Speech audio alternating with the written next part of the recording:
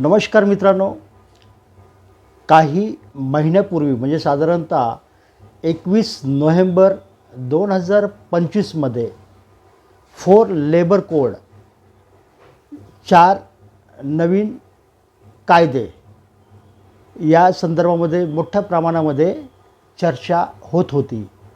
पण आता 2026 पुन्हा या चर्चेने एक गती घेतलेली आहे. आता ही गती घेण्याचं कारण म्हणजे की साधारणतः 1 एप्रिल 2026 या संपूर्ण कायद्याची, या 4 कायद्याची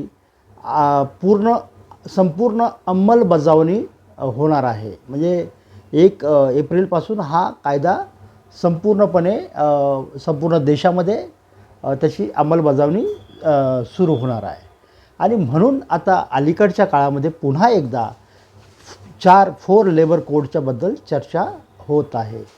पण बऱ्याच लोकांना अजूनही माहिती नाही आहे की हे 4 लेबर कोड नेमकं काय आहे. कारण कायदे आणि कोड ह्या गोष्टी नेमक्या काय आहेत ह्याही आपण समजून घ्यायला पाहिजे. आणि लोकांच्या मनामध्ये प्रश्न का आहेत किंवा शंका का आहेत याची काही कारणं आहेत, ही आपण समजून घ्यायला पाहिजे. आणि विशेष म्हणजे की साधारणतः एखादा कायदा कसा बनतो त्याचं एक प्रोसिजर असते, एक प्रोसेस असते. या प्रोसेसप्रमाणे हा कायदा बनतो का, या सगळ्या गोष्टीची चर्चा आपण आजच्या या सेशनमध्ये किंवा या आजच्या व्हिडिओमध्ये करणार आहोत. सगळ्यात पहिला अगोदर की हे 4 लेबर कोड नेमकं काय आहे. तर मित्रांनो, आपल्याकडे साधारणतः 29 कामगार कायदे आहेत. या 29 कामगार कायद्याचं एकत्रीकरण करून त्याचे 4 असे कोड बनवले गेले. आणि हे 4 कोड बनवल्यामुळं काय झालं की आता ते जुने कायदे जे आहेत, त्या जुने कायदे त्यातल्या काही गोष्टी ज्या आहेत की ज्या सरकारच्या मते अडचणीच्या होत्या आणि त्याच्यामध्ये गुंतागुंत होती, त्या बाजूला काढून त्यांनी सोपी सुटसुटीत वाटावी अशा पद्धतीची एक मांडणी किंवा एक ज्याला एडिटिंग म्हणू आपण, ती एडिट करून त्याचं संकलन करून हे 4 कायदे बनवले आहेत. आता या 4 कायद्यामधली आणखी एक तुम्हाला सांगू इच्छितो मी की हे जे कायदे आहेत हे कुठले कायदे आहेत. तर पहिलं जे कोड आहे की जे वेतन संहिता, ज्याला आपण वेतन संहिता म्हणतो, याच्यामध्ये किमान वेतन किती असावं आणि बोनस आणि वेतनाचे नियम काय असावे या संबंधात यांनी संकलन करून हे एका याच्यामध्ये टाकलं आहे.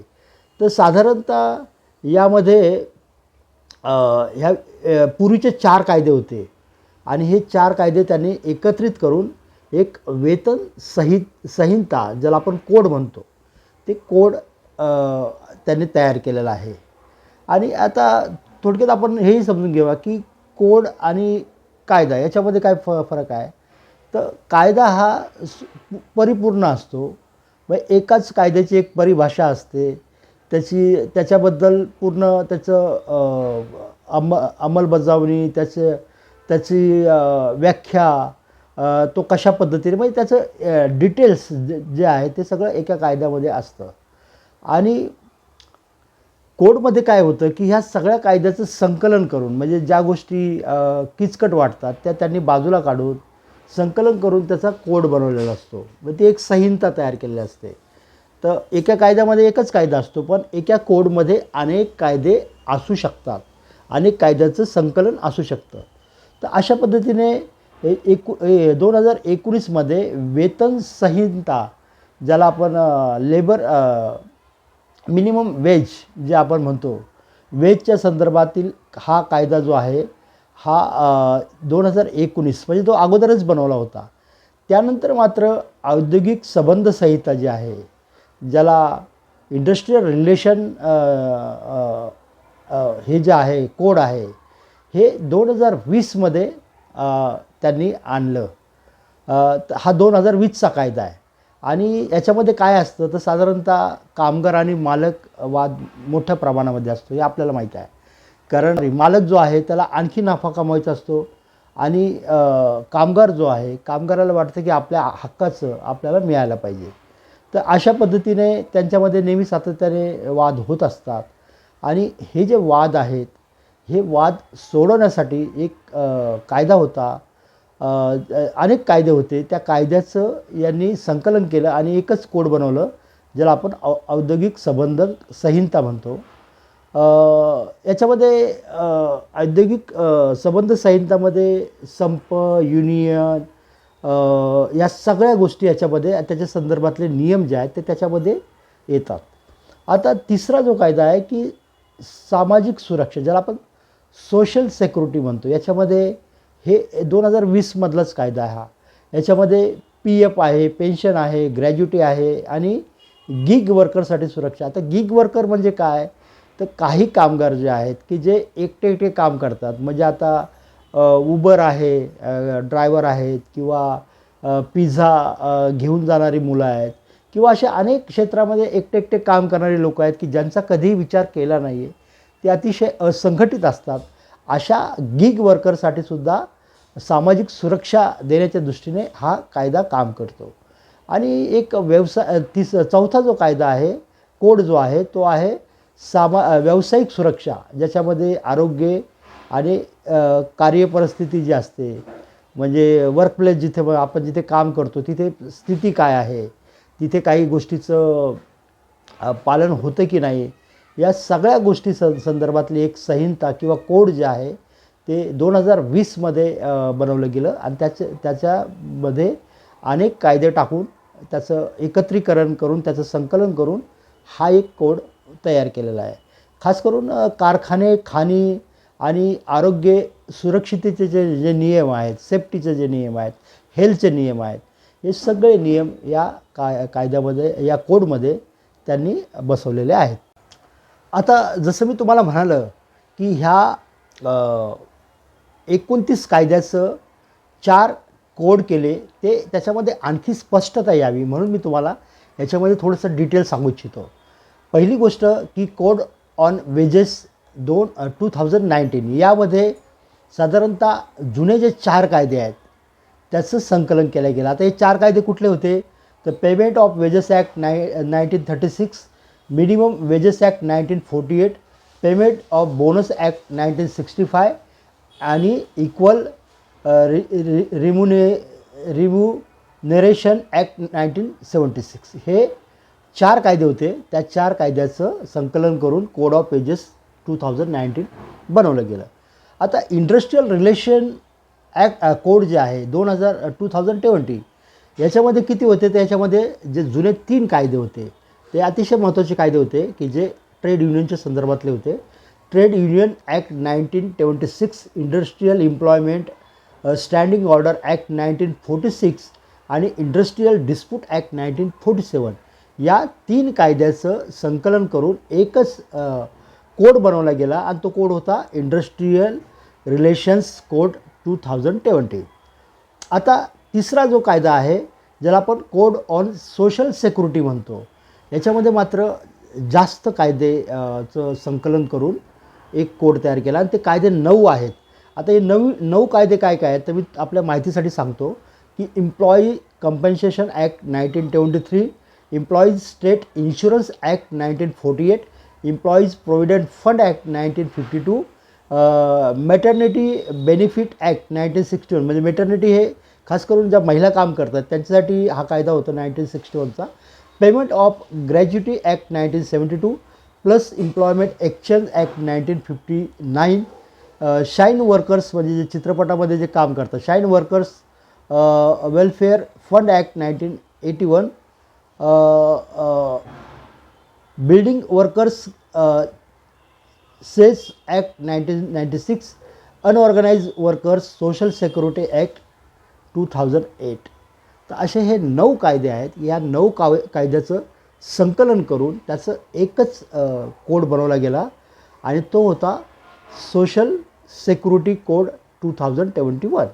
आता आणखी महत्त्वाचा जो भाग आहे, जे कायदे त्या संदर्भात होते ते होते जवळजवळ 13 कायदे होते आणि या 13 कायद्याचं एकत्रित संकलन करून त्याचा एक कोड बनवला गेला आणि तो कोड होता occupational safety health and working condition code 2020.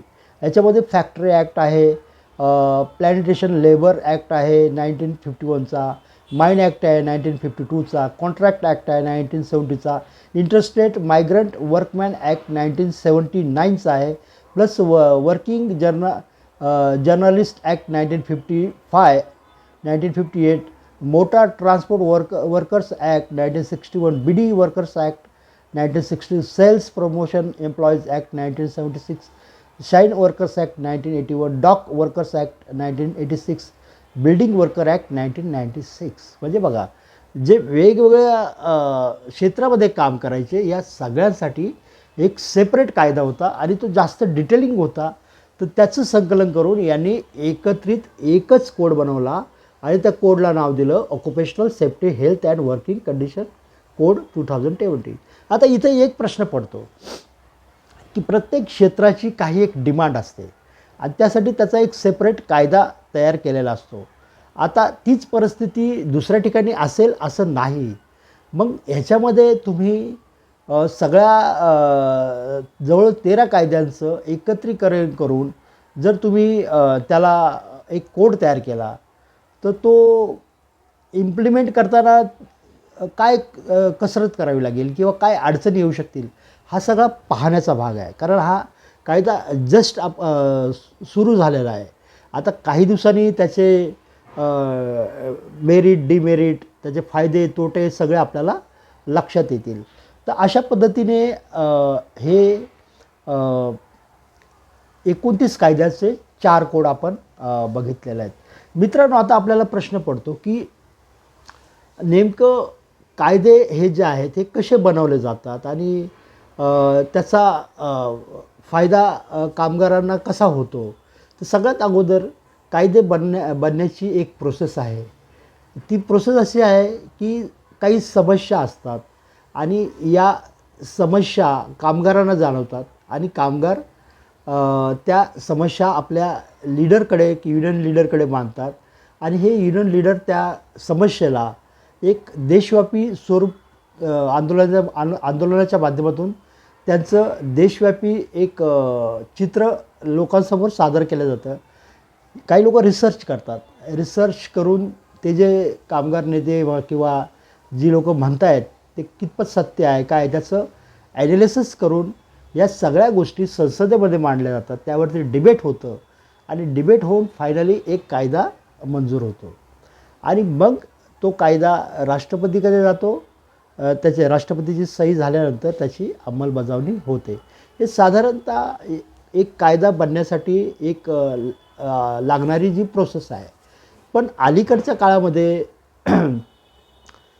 कायदे सरकारला वाटले म्हणून त्यांनी बनवले अशा पद्धतीचा एक वातावरण किंवा एक माहोल तयार झालेला दिसतंय. म्हणजे हा जो कोड जे मान्य केलं गेलं त्यावेळेस मला वाटतं की शेतकऱ्यांच्या प्रश्नावरती शेतकऱ्यांच्या संदर्भातले जे काही 3 कायदे होते त्याच्यावरती खूप आंदोलनं वगैरे चालले होते. लोक खासदार जे आहेत त्यांनी संसदेमधून त्यांनी बाहेर पडले होते निषेध म्हणून. आणि अशा वेळेस सरकारने हे जे कायदे आहेत हे बरेचसे कायदे त्यामध्ये पास केले. म्हणजे त्याच्यावरती चर्चा झाली नाही. थोडक्यामध्ये या कायद्यावरती म्हणावं तेवढी चर्चा झाली नाही. जर चर्चा झाली असती तर मग अनेक गोष्टी बाहेर आल्या असत्या. म्हणून कधीकधी असं लोक म्हणतात की हे कायदे जे आहेत हे फायद्याचे लोकांच्या असतील का किंवा हे जास्त जे काही इंडस्ट्रियलिस्ट आहेत ज्याला आपण साध्या भाषेमध्ये भांडवलदार म्हणतो त्या भांडवलदारांच्या बाजूने आहेत का अशा पद्धतीचा प्रश्न एक लोकांच्या मनामध्ये निर्माण झालेला दिसतो. पण ते तितकं किती त्यातलं सत्य काय हे अभ्यास केल्यानंतरच आपल्याला सांगता येईल किंवा ह्या कायद्याची अंमलबजावणी झाल्यानंतर जे काही चित्र समोर येईल त्यातून ह्या गोष्टी येतील. मात्र ठळकपणे जर पाहिलं आपण तर ठळकपणे काही गोष्टी मात्र आपल्याला स्पष्टपणे दिसतात. त्यातली एक महत्त्वाची गोष्ट म्हणजे की इंडस्ट्रियल रिलेशन्स 2020 हा जो कोड आहे या कोडमध्ये जिथे 100 कामगारापेक्षा जास्त कामगार असतील अशा आस्थापनात अशा कंपनीमध्ये काही सरकारने दिलेले नियम आहेत त्या नियमाप्रमाणे त्यांना चालणं गरजेचं होतं. निर्णय घेणं गरजेचं होतं. पण आता त्यांनी ती मर्यादा वाढून 300 केली आहे. 300 केल्यामुळं काय झालं की आता 300 कामगारच्या आतमध्ये ज्या कंपनीमध्ये आहेत म्हणजे 299 किंवा 300 कामगार आहेत अशा ठिकाणी मालक जो आहे त्याच्या मनाला वाटेल त्या पद्धतीने तो कायदे बनवू शकतो. म्हणजे 100च्या कमी होते त्यावेळेस काही कमी कंपन्यांना हा बेनिफिट मालकांना घेता यायचा. पण आता 300 झाल्यामुळे आता बहुतेक ज्या कंपन्या आहेत त्याच्यामध्ये 300च्या आतमध्येच लोक काम करतात. म्हणजे मॅक्झिमम ठिकाणी मालकांना एक मोकळीक निर्माण होते किंवा त्या पद्धतीने ते हवे तसे आपण कायदे बनवू शकतात, निर्णय घेऊ शकतात. आणि याच्यामध्ये युनियनचा जो रोल आहे तो त्याच्यामध्ये खूपच कमी ठेवलेला आहे. युनियनला सांगितलेलं आहे की तुम्हाला संप करायचा असेल तर तुम्हाला 15 दिवस अगोदर आम्हाला नोटीस द्यावा लागेल. आता संप म्हणजे नोटीस देऊन वगैरे केला तर त्याची काही धारच राहणार नाही आहे. संप हा मालकावरती एक अंकुश असतो की मालकाने हवे तसे निर्णय घेऊ नये म्हणून तो अंकुश ठेवला जातो. पण 15 दिवसाची नोटीस द्या किंवा बेकायदेशीर संप ठरवून मग त्याची कारवाई केली जाईल. मग अशा याच्यामध्ये निश्चितपणे जे काय युनियन आहे युनियनची ताकद ही खूप कमी झालेली, जवळजवळ त्यांची ताकद राहिलेलीच नाही आहे. मग युनियननी जर काम करायचं असेल तर त्यांनी मालकाशी चांगले संबंध ठेवून एका प्रकारचं कसं आहे की एक देवाणघेवाण करून गोष्टी मिटवल्या पाहिजे अशा पद्धतीची एक आता मध्यस्थीची भूमिकाच युनियनच्याकडे राहिलेली आहे असं दिसतं आहे. तर हे एक झालेलं आहे. याच्यामध्ये चांगल्या गोष्टी पण आहेत. म्हणजे याच्यामध्ये एक ट्रान्सपरन्सी आणण्याचा प्रयत्न केलेला आहे या सगळ्या कोडच्या माध्यमातून. मिनिमम एज मिळालं पाहिजे हा एक महत्त्वाचा मुद्दा इथे आलेला आहे. दुसरी गोष्ट अगोदर गिग वर्कर नव्हते, आता गिग वर्करच्या त्यांनाही या छत्रछायेखाली कायद्याच्या अंतर्गत समाविष्ट केलेलं आहे. अनऑर्गनाइज सेक्टर याच्यामध्ये आतमध्ये घेतलेलं आहे. आणि महत्त्वाची गोष्ट म्हणजे प्रत्येकाला एक अपॉइंटमेंट लेटर म्हणून किंवा जे ॲग्रीमेंट असतं ते त्यांना देणं मालकास गरजेचं असतं. पण याच्यामध्ये आणखी एक गोष्ट आहे की जर एखाद्या मालकाने काही गोष्टी केल्या नाही कायद्यातल्या तर त्याला दंडात्मक कारवाईपेक्षा त्याला मार्गदर्शन करून त्याला त्या गोष्टीपासून मुक्तता किंवा त्याला संधी देण्याकडे या सगळ्या कायद्याच्या याच्यामध्ये कल दिसतो आहे. थोडक्यामध्ये काय तर याच्यामध्ये मालकांच्या हिताच्याही बऱ्याच गोष्टी आहेत, कामगारांच्या हिताच्याही गोष्टी आहेत. जसं ॲग्रीमेंट झालं तर ते दाखवता येईल त्याला कुठे की अशा पद्धतीचं ॲग्रीमेंट झालेलं आहे आणि ते हे नाही मालकांनी ते पाळलं नाही असं करता येईल. मिनिमम वेज वाढवलेला आहे आणि ते मिळालं पाहिजे अशा प्रकारचा आग्रह धरलेला आहे. आणि ऑक्युपेशनल सेफ्टी हेल्थमध्येही काही गोष्टी, पण पुन्हा तोच प्रश्न आहे की क्षेत्र वेगवेगळे असतात. म्हणजे कमी जास्त कायदे प्रत्येकाच्या ठिकाणी वेगवेगळे असतात. पण ते तुम्ही एका याच्यामध्ये कसं करणार तर हे सगळं पाहणं जे आहे हे मला वाटतं जास्त इंटरेस्टिंग ठरणार आहे.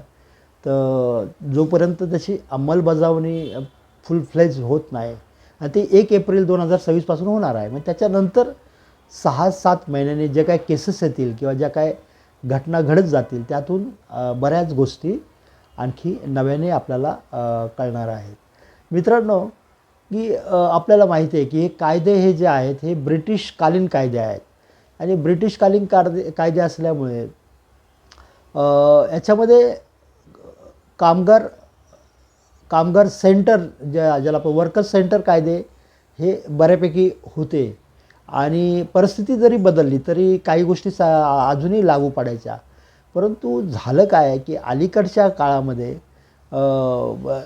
इन्फॉर्मेशन टेक्नॉलॉजी वाढल्यामुळे अनेक गोष्टी नव्याने आलेल्या आहेत. आता पूर्वीसारखा कामगार श्रम म्हणजे काही उचलायचं काम ठेवायचं काम हे न करता त्याचं बौद्धिक काम जे आहे ते जास्त वाढलेलं आहे. या सगळ्या अनुषंगाने काही बदल होणं अभिप्रेत होतं. पण त्याला आणखी चांगल्या पद्धतीने करता येण्यासाठी त्यावरती डिस्कशन झालं पाहिजे होतं, चर्चा झाली पाहिजे होती. ती चर्चा झाली नाही हा एक मुद्दा इथे होतो. आणि युनियनला जे आहे युनियन जिवंत राहिली पाहिजे या दृष्टीने सरकारने प्रयत्न केले पाहिजे. अगोदरचं जे सरकारचं जे स्वरूप होतं ते सुरुवातीच्या काळामध्ये म्हणजे ज्यावेळेस पंडित जवाहर नेहरू होते त्यावेळेस समाजवाद हा सरकारचा आत्मा होता. आणि जरी आपली मिक्स इकॉनॉमी असली म्हणजे आपल्याकडे प्रायव्हेट सेक्टर आणि पब्लिक सेक्टर हे जरी एकत्र असले तरीही समाजवादी विचारधारा किंवा दृष्टिकोन हा संपूर्ण कायद्यामध्ये आपल्याला दिसून येतो. म्हणजे इंदिरा गांधींनी संपूर्ण बँकांचं राष्ट्रीयकरण केलं तर तो एक समाजवादी दृष्टिकोन होता. जेणेकरून सार्वजनिक क्षेत्र वाढल्यामुळे सार्वजनिक क्षेत्र वाढलं की मालकी हक्क लोकांचा असतो. पण नंतरच्या काळामध्ये उदारीकरणाची प्रक्रिया जी आहे ती खरं पाहिलं तर 92पासूनच सुरू झालेली आहे. त्यामुळे आताचं सरकारच त्याला पूर्णपणे दोषी आहे असं म्हणता येणार नाही. पण ती जी प्रोसेस चालू झाली होती त्या प्रोसेसला जास्त गती देण्याचं काम हे 2014च्या नंतर आता अलीकडचं जे सरकार आहे त्यांनी केलं. आणि त्यामुळे पूर्णपणे आपण बघतो की आता उदार हे जे कायदे जे आहेत हे भांडवली धार्जिणे आपण म्हणू शकतो किंवा जे इंडस्ट्रियलिस्ट आहेत त्यांच्या डोळ्यातून किंवा त्यांच्या हिताच्या दृष्टीतून हे सगळे कायदे निर्माण होत आहेत की काय अशा पद्धतीचं एक चित्र आपल्याला दिसतं आहे. पण तरी मला वाटतं की विचार करायला वाव आहे, स्कोप आहे आणि आपलं डेमोक्रेटिक नेशन असल्यामुळे आपण या सगळ्या गोष्टीबद्दल चर्चा केल्या पाहिजे. जिथे असं वाटतं आहे की चुकतं आहे तर तिथे बोललं पाहिजे. आणि आता युनियनची ताकद तशी खूप कमी झालेली आहे आणि जे काही युनियन आहेत त्या सरकारसोबत काम जमून घेण्यामध्ये आपली धन्यता मानत आहेत. ही सगळं चित्र आहे. मूळचा जो कामगार आहे तो जगला पाहिजे आणि स्वाभिमानाने जगला पाहिजे. याला सेंटर ठेवून मला वाटतं की पुन्हा एकदा विचार करायची गरज आहे. आता आजचं हे जे सेशन आहे हे थोडंसं लांबलं पण मला वाटतं ह्या सगळ्या गोष्टी आपण बोलल्या पाहिजेत. तर बघू आता ह्या पुढे काय होतं आहे. निश्चित यावरती चर्चा करण्याच्या दृष्टीने मी काही मुद्दे मांडलेत. माझे सगळेच मुद्दे बरोबर असतील असा मी दावा करत नाही. त्यामुळे आपण याच्याबद्दल चर्चा करूया. काही गोष्टी माझ्या राहिल्या असतील तर तुम्ही त्याच्यामध्ये ॲड करा आणि आपण पुन्हा एकदा याच विषयावरती पुन्हा एकदा बोलू शकतो. पुन्हा भेटूया. धन्यवाद.